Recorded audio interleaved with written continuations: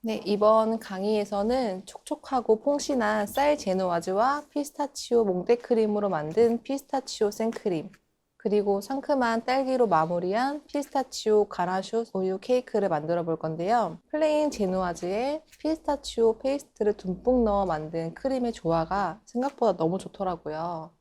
너무 헤비하지 않도록 크림의 당도는 화이트 초콜릿으로만 나타낼 수 있게끔 레시피를 잡아보았고요. 여기에 새콤달콤한 딸기가 이 케이크의 맛이 너무 심심하지 않게 잡아주는 역할을 하는 것 같아요. 앞서 이 강에서 보여드렸던 쌀 제누아즈와 같은 제누아즈를 사용해 볼 거고요. 이번에는 두 장이 아닌 세 장 전부를 사용을 해볼 거예요. 제누아즈는 앞서 보여드렸던 강의와 똑같은 강의로 시연은 생략을 하고 제가 따로 만들어서 준비를 해왔습니다. 우선 만든 제누아즈 먼저 재단해 보도록 하겠습니다. 아래 유산지를 떼시고 손으로 살살 만져보시면 가루가 뭉쳐있는 거를 확인하실 수가 있어요. 근데 가루가 뭉쳐있는 듯한 느낌은 쌀 알맹이가 만져지는 것 같은 느낌이 좀 드는데요. 이때 잘못된 부분은 제누아즈를 만들었을 때 가루를 섞는 공정에서 좀 덜 섞이거나 뭉쳤을 때 이런 쌀 알갱이가 느껴질 수 있고요. 만졌을 때 만져지지 않는 것들이 많다고 하시면 잘 섞인 제누아즈 반죽이라고 보실 수 있을 것 같습니다. 우선은 세 장으로 재단을 해볼게요. 각봉은 낮은 부분과 있고 높은 부분이 있어요. 높은 부분으로 두고 재단을 해볼 거고요. 작업대랑 각봉이 너무 미끄럽다고 하시면 작업대 랩핑 하셔서 그 위에 각봉 올리고 나서 재단하시면 좀 미끄러움을 방지하실 수 있습니다.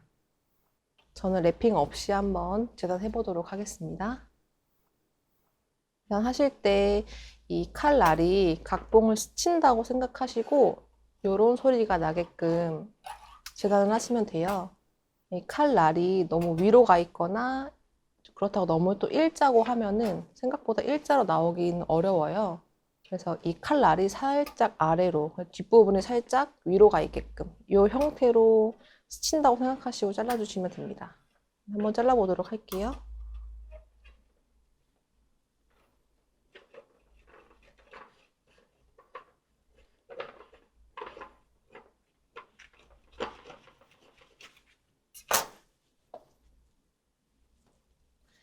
그리고 제누아즈는 톱질을 좀 많이 하셔야 좀 일자 형태로 잘 썰리는 편인 것 같아요. 최대한 앞뒤로 많이 왔다 갔다 해주시면 됩니다.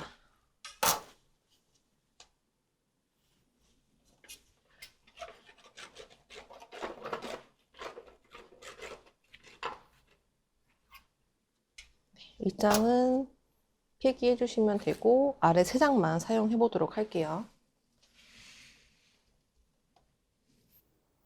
이 제누아즈에 샌딩될 피스타치오 몽떼 크림을 만들어 보도록 하겠습니다. 우선 피스타치오 몽떼 크림을 만들어 볼 차례인데요. 크림 자체를 몽떼 크림으로 만든 이유부터 설명을 드릴게요.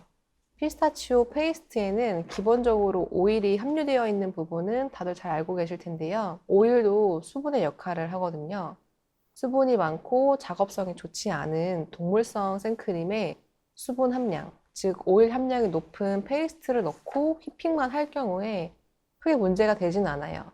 그렇지만 생크림 케이크처럼 가운데에 과일이 샌딩이 된 형태인 디저트를 만들 때에는 과일에서 나오는 수분, 페이스트에 포함된 수분, 크림에 남아있는 수분이 만나서 이수현상을 만들 수 있어요. 이수현상은 보통 크림 휘핑을 올바르게 하지 못할 때 발생이 되는데 이러한 특이성을 가진 재료로 생크림 케이크를 만들 때에도 발생이 될 수 있거든요. 이수현상이 일어나면 케이크가 무너질 확률이 높아요. 그래서 무너짐과 이수현상을 최소화하기 위해 몽테크림을 사용해서 샌딩을 할 예정이고요. 기본적으로 가나슈의 구성은 예전 갓도 케이크 강의에서도 설명드린 적이 있지만 전체 수분량, 설탕량, 카카오 버터의 양, 유지방 함유량에 따라서 형태가 조금씩 달라져요. 기본적인 분류는 디저트용과 초콜릿 코팅용, 몰드 안에 필링용 등 다양하지만 몽테크림용 가나슈는 생크림과 초콜릿의 기본 배합을 1대1로 잡고 가나슈를 만든 뒤 여기에 차가운 생크림을 가나슈의 약 2배에서 2.5배 정도 넣어서 휘핑을 하는 게 몽테크림이라고 할 수 있어요. 너무 단단한 몽테크림을 만들 경우에는 크림 자체가 묵직하고 퍽퍽해서 발림성이 좋지 않으니 조금 부드럽게 휘핑해서 생크림 케이크를 만들어 보는 것이 좋을 것 같습니다. 피스타치오 몽테크림을 먼저 만들어 보도록 할 건데요. 우선 저는 피스타치오 페이스트에 생크림 A를 넣고 따뜻하게 데워서 굳혀왔어요. 보시면은 피스타치오 페이스트와 생크림 A만 넣어서 굳힌 게 이렇게 단단하게 굳었거든요.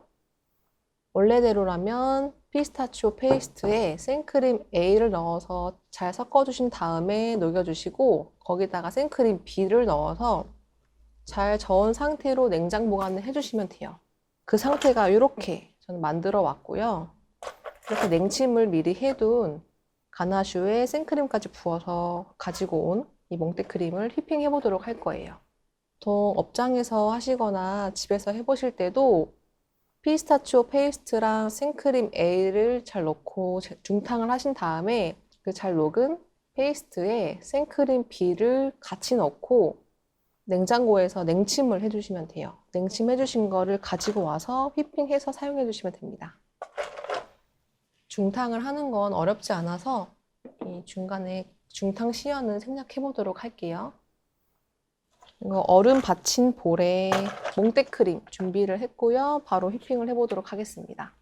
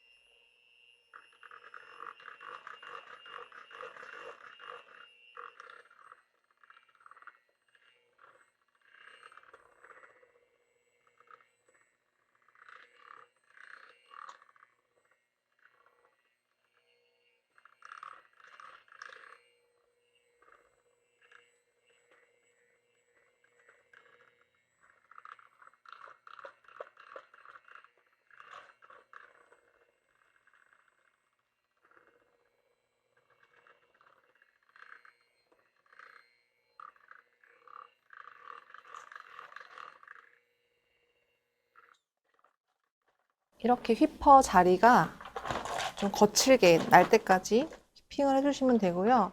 몽테크림 같은 경우에는 초콜릿을 녹여서 식힌 다음에 만드는 크림으로 피스타치오 페이스트에 있는 오일 함량과 생크림에 있는 수분 함량이 만나서 너무 오버힙이 되면 좀 분리가 나기가 쉬워요. 그래서 최대한 분리나기 직전까지 잘 맞춰서 휘핑을 해주신 다음에 이렇게 쫀쫀하게 올라왔을 때 1단으로 내려서 안에 있는 기공 정리를 해주도록